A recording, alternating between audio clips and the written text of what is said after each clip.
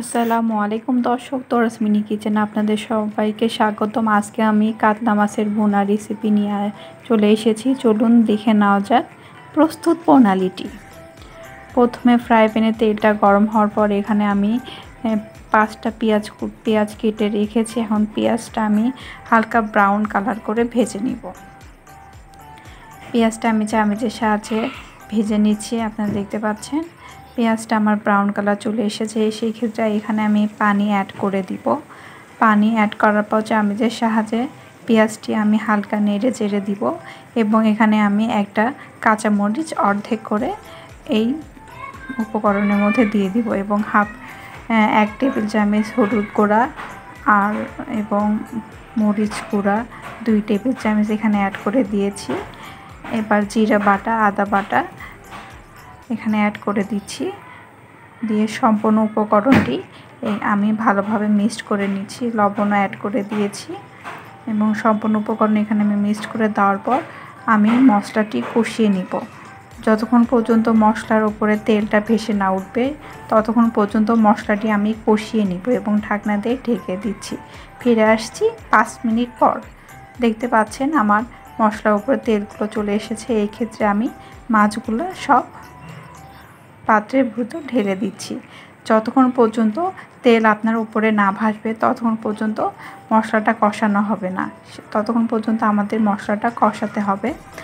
দেখতে পাচ্ছেন আমি মাছগুলো ঢেলে দিচ্ছি। মাছ বেশি নাড়াচাড়া করা যাবে না, সেই ক্ষেত্রে মাছ ভেঙে যেতে পারে। হালকাভাবে ওলট পালট করে দিতে হবে যাতে সম্পূর্ণ উপকরণ সুন্দরভাবে মাছের ভেতরে প্রবেশ করতে পারে। এটা যেহেতু আমাদের পুকুরের টাটকা মাছ, মাশাআল্লাহ রান্নাটা অনেক সুন্দর হবে। নিজের পুকুরের মাছ রান্না করতেছি, ভাবতে অনেক ভালো লাগতেছে। কাতলা মাছের ভুনা যদি এভাবে রান্না করেন তাহলে অবশ্যই মজা হবে এবং খেতে হবে সুস্বাদু। দেখতে পাচ্ছেন আমি মাছগুলো উল্টে পাল্টে নিচ্ছি।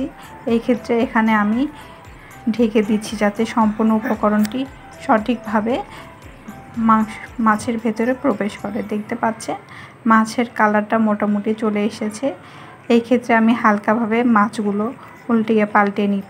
বেশি মাছ উল্টা পাল্টা করা যাবে না, সেক্ষেত্রে মাছ ভেঙে যেতে পারে, যেহেতু মাছ রান্না করার পর অনেক নরম হয়ে যায়।